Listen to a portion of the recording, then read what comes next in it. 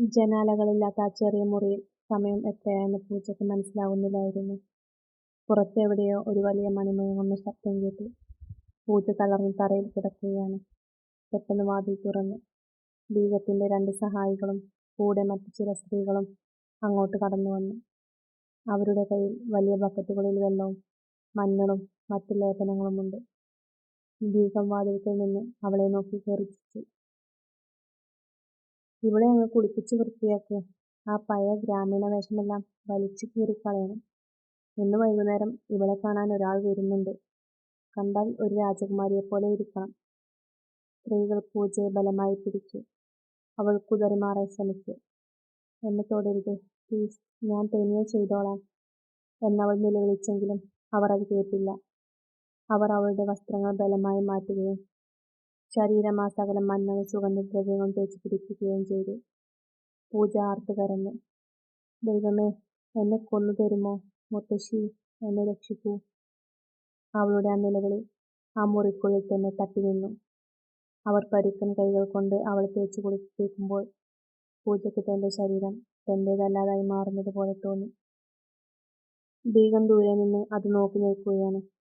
അവളുടെ ശരീരത്തിൽ ഒരിടത്തു പോലും ഒരു പോറലോ മുറിവോ ഏൽക്കാതിരിക്കാൻ ബീഗം പ്രത്യേകം ശ്രദ്ധിക്കുന്നുണ്ട്. കാരണം പൂജ ഇപ്പോൾ ബീഗത്തിന്റെ ഏറ്റവും വിലപിടിപ്പുള്ള സ്വത്താണ്.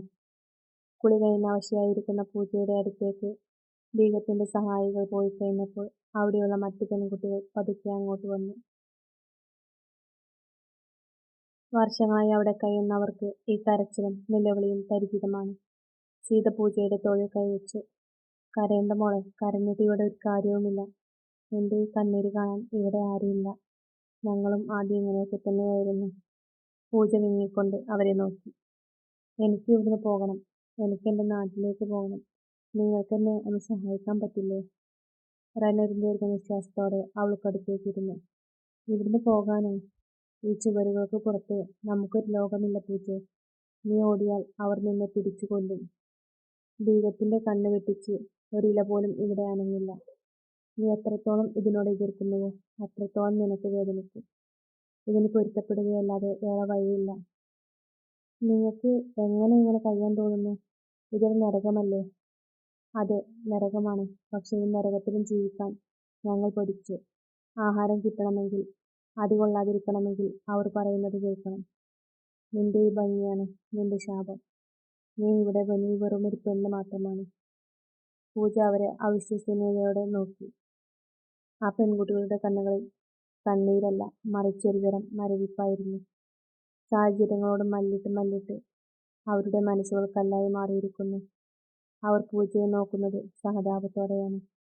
കാരണം വരാനിരിക്കുന്ന ദിവസങ്ങളിൽ അവൾ നേരിടാൻ പോകുന്ന ക്രൂരതകൾ അവർക്കറിയാമായിരുന്നു. വൈകുന്നേരമായപ്പോൾ ബീഗം വീണ്ടും വന്നു.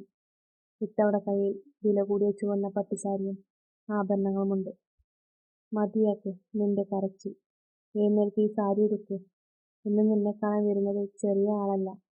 നിന്റെ വിധി ഇന്ന് മാറും. മര്യാദയ്ക്ക് ഒരുങ്ങി നിന്നാൽ നിനക്ക് നല്ല ആഹാരവും സൗകര്യവും കിട്ടും. ഇല്ലെങ്കിൽ..." ബീഗം തന്റെ കണ്ണുകൾ കൊണ്ട് ഭീഷണിപ്പെടുത്തി. പൂജ സാരിയിലേക്ക് നോക്കി.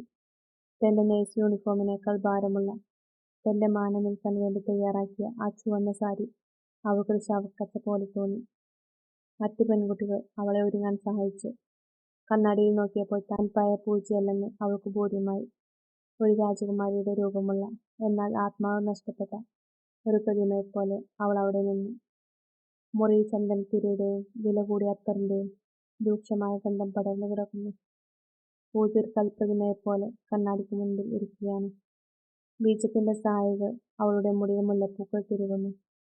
കഴുത്തിലും കാതിലും കനത്ത സ്വർണ്ണാഭരണങ്ങൾ അണിയിച്ചു. ആഭരണങ്ങളുടെ തണുപ്പ് അവളുടെ ദേഹത്ത് തട്ടുമ്പോൾ അവൾക്ക് അറപ്പ് തോന്നി. ബീഗം അവളുടെ മുഖം തിരിച്ച് കണ്ണാടിയിലേക്ക് തിരിച്ചു. "നോക്കൂ പൂജേ, നിന്റെ ഈ രൂപം കണ്ടാൽ സാക്ഷാൽ ഇന്ദ്രൻ പോലും സ്വർഗം വിട്ട് ഇറങ്ങി വരും.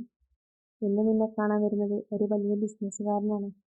നിന്നെപ്പോലെ സുന്ദരിയെ കിട്ടാൻ അയാൾ എത്ര വേണമെങ്കിലും എറിയും.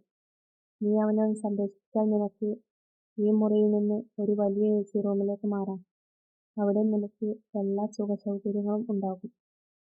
പൂജ ശബ്ദമില്ലാതെ കണ്ണീർ വാർത്തു. "എനിക്ക് ഈ സുഖങ്ങളൊന്നും വേണ്ട. എന്നെ വിട്ടുകൂടെ?" ഞാൻ ഇവിടുത്തെ തറ തുടക്കാം, എല്ലാവരുടെയും വസ്ത്രങ്ങൾ അലക്കാം. പക്ഷെ ഇതിനെന്നെക്കൊണ്ട് കഴിയില്ല. നിന്റെ ഈ മുഖം തറ തുടക്കാനുള്ളതല്ലടി, ഇത് പണം കൊയ്യാനുള്ളതാണ്. മര്യാദയ്ക്ക് നിന്നോണം, ഇല്ലെങ്കിൽ നിനക്ക് എന്റെ മറ്റൊരു മുഖം കാണേണ്ടി വരും. ബീഗം പരിഹാസത്തോടെ പറഞ്ഞു. ബീഗം മുറിയിൽ നിന്ന് പോയപ്പോൾ സീതയും റെനയും പതുക്കെ പൂജയുടെ അരികിലേക്ക് വന്നു. അവർ പൂജയുടെ വിറക്കുന്ന കൈകൾ ചേർത്ത് പിടിച്ചു. അവരുടെ കണ്ണുകൾ സാധാവം നിറഞ്ഞു നിന്നു. കരയാതിരിക്കൂ, നീ എത്ര കരഞ്ഞാലും ആ വാതിലുകൾ തുറക്കില്ല. നിന്റെ ഈ കണ്ണുനീർ നിന്റെ സമയങ്ങൾ ഇല്ലാതാക്കും. അത് കണ്ടാൽ ബീഗം നിന്നെ ഇനിയും ഉപദ്രവിക്കും. ഇവിടെ ഞങ്ങളെല്ലാവരും ഇങ്ങനെ തുടങ്ങിയവരാണ്. നിങ്ങൾക്ക് എങ്ങനെ ഇത് സഹിക്കാൻ പറ്റുന്നു? അന്യനായ ഒരാൾക്ക് മുന്നിൽ ഇങ്ങനെ എനിക്ക് ചിന്തിക്കാൻ പോലും പറ്റുന്നില്ല. ആദ്യമൊക്കെ മരിക്കാൻ തോന്നും, പക്ഷെ മരിക്കാൻ പോലും നമുക്കിവിടെ അനുവാദമില്ല. നമ്മൾ അവർക്ക് വെറുമൊരു കച്ചവട വസ്തു മാത്രമാണ്. നീ ഈ സാഹചര്യത്തോട് പൊരുത്തപ്പെടണം. നിന്റെ ജീവിതം ഇനി ഇതാണ്. രക്ഷപ്പെടാൻ ശ്രമിക്കരുത്, കാരണം ഈ ലോകം നിനക്ക് വിചാരിക്കുന്നതിലും വലുതാണ്. അതിലെ കെണികൾ അതിലും വലുതാണ്. ഒരിക്കൽ പോലും നിങ്ങൾ ഇവിടുന്ന് ഓടാൻ നോക്കിയിട്ടില്ലേ? സീത ഒരു കലിപ്പേറിയ ചിരിയോടെ അവളെ നോക്കി. പക്ഷെ പിടിക്കപ്പെട്ടു. പിടിക്കപ്പെട്ടാൽ പിന്നെ അവർ ചെയ്യുന്ന ക്രൂരതകൾ കണ്ടാൽ നീ പിന്നെ ഒരിക്കലും ഓടാൻ ആഗ്രഹിക്കില്ല. അതുകൊണ്ട് പൂജയെ നിന്റെ മനസ്സിനെ കല്ലുപോലെയാക്കുക. ശരീരം അവർക്ക് വിട്ടുകൊടുക്കുക, പക്ഷെ നിന്റെ ആത്മാവിനെ അവർക്ക് നൽകരുത്. പുറത്ത് കാറുകൾ വന്നു നിൽക്കുന്ന ശബ്ദം കേട്ടു. പൂജയുടെ ഹൃദയമിടിപ്പ് കൂടി. ബീഗം വീണ്ടും മുറിയിലേക്ക് കടന്നു വന്നു. അവളുടെ കയ്യിൽ ഒരു വലിയ വെള്ളിത്താലമുണ്ട്. സമയമായി പൂജയെ, എഴുന്നേൽക്ക്. അയാൾ ആ ഹാളിൽ ഇരിപ്പുണ്ട്. ചിരിച്ചുകൊണ്ട് വേണം അയാളെ സ്വീകരിക്കാൻ. നിന്റെ മുഖത്ത് സങ്കടം കണ്ടാൽ അയാൾക്ക് ഇഷ്ടപ്പെടില്ല. പോ. പൂജ പതുക്കെ എഴുന്നേറ്റു. ആ ചുവന്ന സാരിയുടെ അറ്റത്ത് അവളുടെ കാലുകൾ ഉടക്കുന്നുണ്ടായിരുന്നു. സീതയും റെനയും അവളെ താങ്ങിപ്പിടിച്ച് വാതിൽക്കൽ വരെ കൊണ്ടുചെന്നു. ഹാളിൽ വില കൂടിയ സോഫയിൽ ഒരാൾ ഇരിക്കുന്നുണ്ട്. അയാൾക്ക് ഏകദേശം 50 വയസ്സ് പ്രായം വരും. മദ്യത്തിന്റെയും സിഗരറ്റിന്റെയും മണം അയാളിൽ നിന്ന് വമിക്കുന്നു. ബീഗം പൂജയെ അയാളുടെ മുന്നിലേക്ക് നിർത്തി. ഇതാണ് ഞാൻ പറഞ്ഞ ആള്, പേര് പൂജ. എന്റെ ശേഖരത്തിലെ ഏറ്റവും വിലപിടിപ്പുള്ള രത്നം. ഇതിനു മുൻപ് ആരും ഇവളെ തൊട്ടിട്ടില്ല. അയാൾ എഴുന്നേറ്റ് വന്ന് പൂജയ്ക്ക് ചുറ്റും ഒന്ന് നടന്നു. അയാളുടെ കണ്ണുകളിൽ കാമം ഇരച്ചു കയറുന്നത് പൂജയ്ക്ക് കാണാമായിരുന്നു. അയാൾ തന്റെ വിരലുകൾ കൊണ്ട് പൂജയുടെ കവിളിലൊന്ന് തഴുകി. പൂജ അറപ്പോടെ തലതിരിച്ചു. ബീഗം അവളെ ദേഷ്യത്തോടെ നോക്കി. ബീഗം, നീ പറഞ്ഞത് ശരിയാണ്. ഇവൾ ഒരു ദേവത തന്നെയാണ്. ഞാൻ ഉദ്ദേശിച്ചതിലും സുന്ദരി. എത്രയാണ് ഇതിന്റെ വില? ബീഗം അയാളുടെ കാതിൽ ഒരു തുക പറഞ്ഞു. അയാൾ സംതൃപ്തിയോടെ തലയാട്ടി തന്റെ പോക്കറ്റിൽ നിന്ന് ഒരു ചെക്ക് ബുക്ക് എടുത്തു.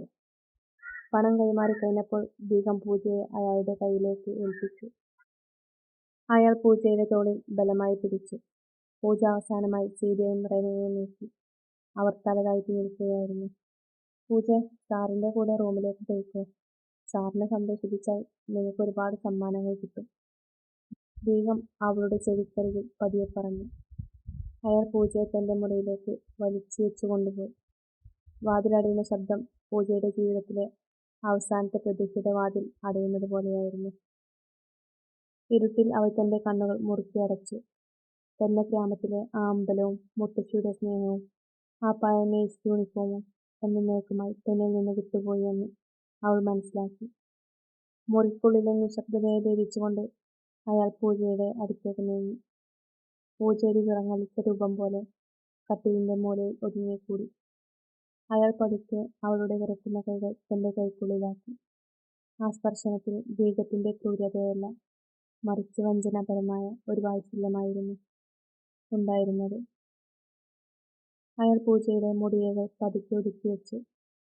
പേടിക്കണ്ട, നിന്നെ ഞാൻ ഉപദ്രവിക്കില്ല. നിന്റെ ഈ ഭംഗി കണ്ടപ്പോൾ എനിക്ക് നിന്നോട് വല്ലാത്തൊരിഷ്ടം തോന്നുന്നു. ഇത്രയും കാലം ഞാൻ കണ്ട പെണ്ണുങ്ങളെയൊന്നും പോലെയല്ല നീ. നിന്റെ കണ്ണുകളിൽ ഒരു ശുദ്ധിയുണ്ട്. അയാൾ അവളെ പതുക്കെ തന്റെ നെഞ്ചോട് ചേർത്ത് കെട്ടിപ്പിടിച്ചു. പൂജയുടെ ശരീരം വിറക്കുന്നുണ്ടായിരുന്നു. അയാൾ അവളുടെ കവിളിലും നെറ്റിയിലും സ്നേഹത്തോടെ ഉമ്മവെച്ചു. ആ സ്നേഹപ്രകടനം പൂജയ്ക്ക് അറപ്പാണുണ്ടാക്കിയതെങ്കിലും ബീഗത്തിന്റെ ചൂരൽ വടി ഓർമ്മയിൽ വന്നതും അവൾ ശ്വാസമടക്കി നിന്നു. കുറച്ചു സമയത്തിന് ശേഷം അയാൾ മുറിക്ക് പുറത്തേക്ക് വന്നു. ഹാളിൽ കാത്തുനിന്ന ബീഗത്തിന്റെ മുഖത്തൊരാകാംക്ഷയുണ്ടായിരുന്നു. അയാൾ ബീഗത്തിനെ നോക്കി സംതൃപ്തിയോടെ ചിരിച്ചു. ബീഗം, നീ പറഞ്ഞത് 100% ശരിയാണ്. ഇവളൊരു അപൂർവ സുന്ദരി തന്നെയാണ്. എനിക്കിവളെ ഒരുപാട് ഇഷ്ടപ്പെട്ടു. ഇവളുടെ സൗമ്യതയും ആ കണ്ണുകളിലെ തിളക്കവും അതെന്നെ വല്ലാതെ ആകർഷിക്കുന്നു. ഞാൻ പറഞ്ഞില്ലേ സാബ്, ഇവളെന്റെ സ്വർണ്ണക്കനിയാണെന്ന്. സാബിന് സന്തോഷമായല്ലോ? സന്തോഷമായി. പക്ഷേ എനിക്ക് ഇവളെ രാത്രി നേരത്തെ വേണം. ഒരുപാട് നേരം കാത്തിരിക്കാൻ എനിക്ക് കഴിയില്ല. ഞാൻ രാത്രി 8 മണിക്ക് തന്നെ ഇവിടെ എത്തും. അപ്പോഴേക്കും ഇവളൊരു രാജകുമാരിയെപ്പോലെ അണിയിച്ചൊരുക്കി നിർത്താം. വില കൂടിയ ഉടയാടകളും ആഭരണങ്ങളും അവൾ അണിയട്ടെ. എന്റെ മുൻപിൽ അവൾ ശരിക്കൊരു മഹാറാണിയെപ്പോലെ നിൽക്കണം. ബാക്കി പണം ഞാൻ അപ്പോൾ തരാം. തീർച്ചയായും സാബ്. സാബ് ഉദ്ദേശിച്ചതിനേക്കാൾ ഭംഗിയായി അവൾ ഒരുങ്ങി നിൽക്കും. അയാൾ പോയിക്കഴിഞ്ഞതും ബീഗത്തിന്റെ ഭാവം മാറി. അവൾ വേഗത്തിൽ പൂജയുടെ മുറിയിലേക്ക് പാഞ്ഞു ചെന്നു. പൂജേ, ഭാഗ്യം, നിന്റെ വാതിൽക്ക് വന്നിരിക്കുകയാണ്. അയാൾക്ക് നിന്നെ അത്രയ്ക്ക് ബോധിച്ചു. ഇന്ന് രാത്രി നീ ഒരു രാജകുമാരിയെപ്പോലെ ഇരിക്കണം. സീത, ഇവളെ കൊണ്ടുപോയി ഏറ്റവും വില കൂടിയ ആ കടുചുവപ്പ് പട്ടുസാരി ഉടുപ്പിക്കൂ. മുടിയിൽ നിറയെ മുല്ലപ്പൂ വേണം. അയാൾ വരുമ്പോൾ മുറിയിൽ അത്തറിന്റെ മണം നിറയണം. പൂജയെ അവർ വീണ്ടും വലിയൊരു മേക്കപ്പ് റൂമിലേക്ക് കൊണ്ടുപോയി. അവളുടെ വിടർന്ന കണ്ണുകളിൽ വീണ്ടും കരിമഷി പടർന്നു. ചുണ്ടുകളിൽ ചുവന്ന നിറം പൂശി. കൈകളിൽ നിറയെ കുപ്പിവളകളും സ്വർണ്ണവളകളും അണിയിച്ചു. ഓരോ ആഭരണം അണിയിക്കുമ്പോഴും പൂജയ്ക്ക് തന്റെ ചങ്ങലകളാണെന്ന് തോന്നി. സീത പൂജയുടെ മുടി പിന്നിക്കൊണ്ടിരിക്കുമ്പോൾ അവളുടെ കൈകൾ വിറയ്ക്കുന്നുണ്ടായിരുന്നു. പൂജെ, അയാൾ നിന്നെ സ്നേഹത്തോടെ കണ്ടത് നന്നായി. ചിലർ വരുന്നത് മൃഗങ്ങളെപ്പോലെയാണ്. നിനക്ക് സങ്കടമുണ്ടാകുമെന്ന് എനിക്കറിയാം. പക്ഷേ ഈ രാത്രി നീ അയാളെ സന്തോഷിപ്പിച്ചാൽ എനിക്ക് ഇവിടെ ഒരു പരിഗണന കിട്ടും. നിന്നെ അവർ അടിക്കില്ല. നല്ല ആഭരണങ്ങൾ തരും. സീത പതുക്കെ പറഞ്ഞു. സീത, എനിക്ക് ഈ ആഭരണങ്ങളൊന്നും വേണ്ട. അയാൾ എന്നെ സ്നേഹത്തോടെ തൊടുമ്പോഴും എനിക്ക് മരിക്കാനാണ് തോന്നുന്നത്. ഇങ്ങനെയൊരു വേഷം കെട്ടാൻ എനിക്കെങ്ങനെ കഴിയും? മനസ്സിനെ മരവിപ്പിക്കൂ പൂജെ. നീ കണ്ണാടിയിൽ കാണുന്നത് നിന്റെ ശരീരത്തെ മാത്രമാണ്, നിന്റെ ആത്മാവിനെയല്ല. അത് എപ്പോഴും ശുദ്ധമായിരിക്കും. സമയം രാത്രി 8 മണിയാകാറായി. പൂജ ചുവന്ന പട്ടുസാരിയിൽ അതിസുന്ദരിയായി ആ മുറിയിൽ കാത്തിരുന്നു. മുറിയിൽ സുഗന്ധം വമിക്കുന്നുണ്ടെങ്കിലും അവളുടെ ഉള്ളിൽ ശ്വാസം മുട്ടുകയായിരുന്നു. പുറത്ത് കാറുകളുടെ ശബ്ദം കേട്ടു തുടങ്ങി.